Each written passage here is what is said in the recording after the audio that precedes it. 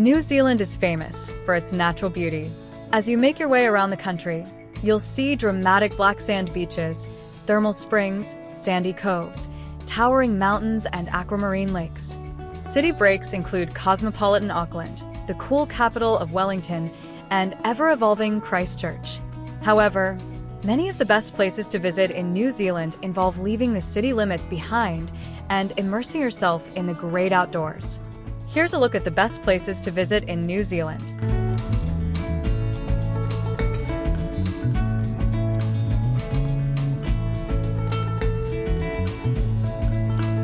Number 10. Bay of Islands. The Bay of Islands, with its shimmering waters and myriad islets, is as pretty as it is important to the country's culture and history. The Waiheke Treaty Grounds mark the place where a foundational document was signed between Maori chiefs and British representatives, forming modern-day New Zealand. If you visit between November and March, you can also experience traditional performances at the treaty grounds, as well as a hangi feast, where food is cooked in the earth. Beyond Waiheke, you can get out on the water with a traditional canoe tour, where local Maori guides share stories about their seafaring ancestors and the sacred spots within the bay. On Waiheke Day, February 6th, all the treaty ground buildings are closed for the public holiday. Instead, a massive festival takes place. Take part in a dawn ceremony, eat from food stalls, and watch cultural performances.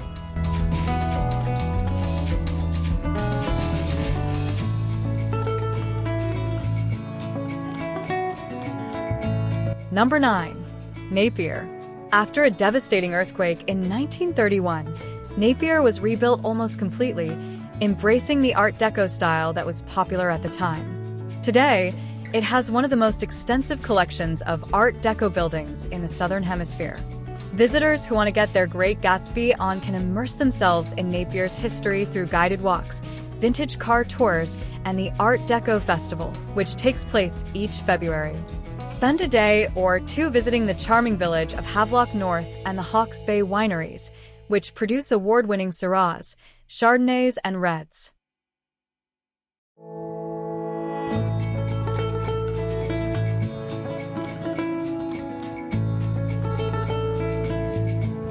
Number 8. Rotorua. At the heart of New Zealand's geothermal action, Rotorua is the place to go to see bubbling mud pools, geysers, and steaming rivers. Then, finish the day by taking a relaxing soak in a thermal mud bath. Rotorua is just as renowned for its geological wonders as it is for its immersive cultural experiences. You can learn more about Maori culture and language with a visit to a traditional meeting grounds. At Te Puia Geothermal Park, for example, you'll see local Maori carvers at work at the New Zealand Maori Art and Crafts Institute. This attraction is also home to the Southern Hemisphere's largest geyser. The nearby Wakawewa Forest boasts some great cycling and hiking trails and a treetop walk that lights up beautifully at night.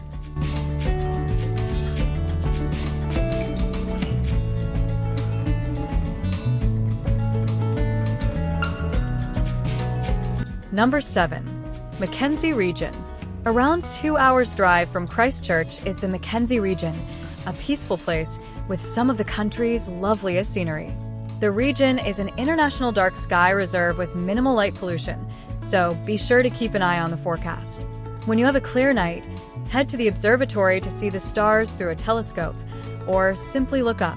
The Mackenzie is also the home of Lake Tekapo and the Church of the Good Shepherd, a stone building that's one of the country's most photographed spots. Nearby, the small town of Twizel makes a convenient base to explore the region. From there, you can easily access the lakes and Aoraki/Mt. Cook National Park, which has a range of walks from short trails to full-day hikes.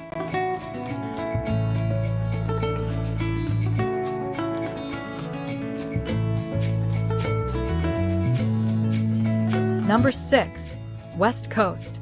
The rugged western coastline of the South Island is a raw juxtaposition of dense rainforests, craggy rocks, and ancient glaciers. The major drawcards of this wild and remote region are the majestic Fox and Franz Josef glaciers that offer visitors a unique chance to witness rivers of ice that flow almost to sea level. Take guided hikes, heli hikes, or scenic flights to admire the glaciers themselves. Other attractions of note include Punakaike's Pancake Rocks, the turquoise Hokitika Gorge, and the serene, mirror-like waters of Lake Matheson. The West Coast receives a high amount of rainfall annually. Unfortunately, helicopter tours are weather-dependent. If you have your heart set on landing on a glacier, ensure your itinerary is flexible enough to allow for a bad weather day.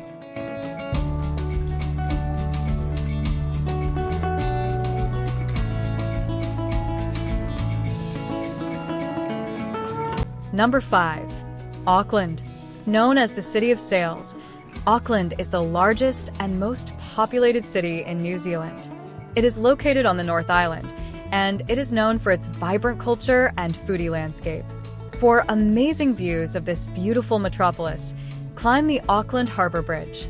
If you're interested in learning more about the history and heritage of New Zealand, then be sure to check out the Auckland Domain, which is the city's oldest part. Here you'll find great exhibits of Maori and Pacific Island artifacts at the iconic Auckland Museum.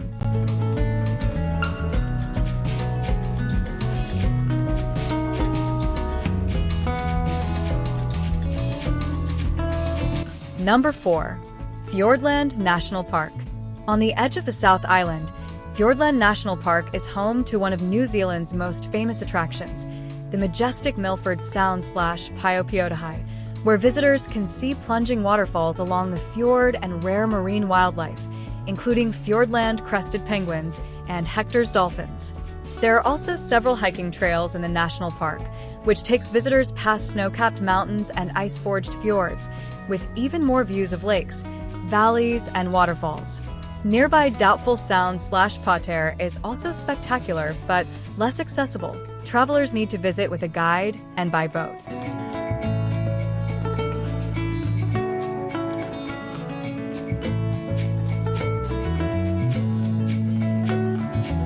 Number 3. Abel Tasman National Park. The South Island's Abel Tasman National Park is an unspoiled natural environment replete with native bush, crystal-clear bays, and white sandy beaches. The Abel Tasman Coast Track, one of New Zealand's great walks, is a 60 kilometers walk along the coastline with lovely views of the beach. It usually takes 3 to 5 days to complete the full walk. Otherwise, take on just a section as a day or afternoon hike using water taxis to return to your starting point. Alternatively, go kayaking to the national park's seal colony, dive into the waters, or simply relax in tiny hidden coves and bays. If you are going to Abel Tasman National Park, you should not forget cars are only able to drive as far as Totaranui on the north edge of the national park and Marahau at the southern entrance, so visitors need to either walk to their preferred destination or take a water taxi.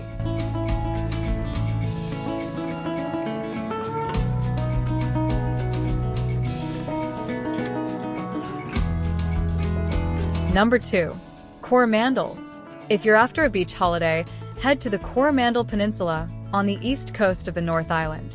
While the iconic Cathedral Cove area is currently more difficult to access due to damage from 2023's storms, you'll need to take a boat or kayak tour to get there. There are countless other stunning beaches in the region. For example, you could swim in the calm waters of Cook's Beach or take a 30-minute walk through native bush to find the more remote New Chums Beach.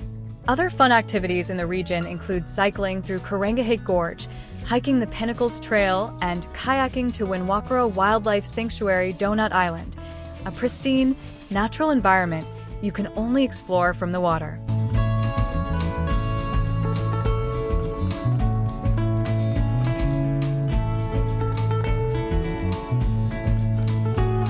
Number 1.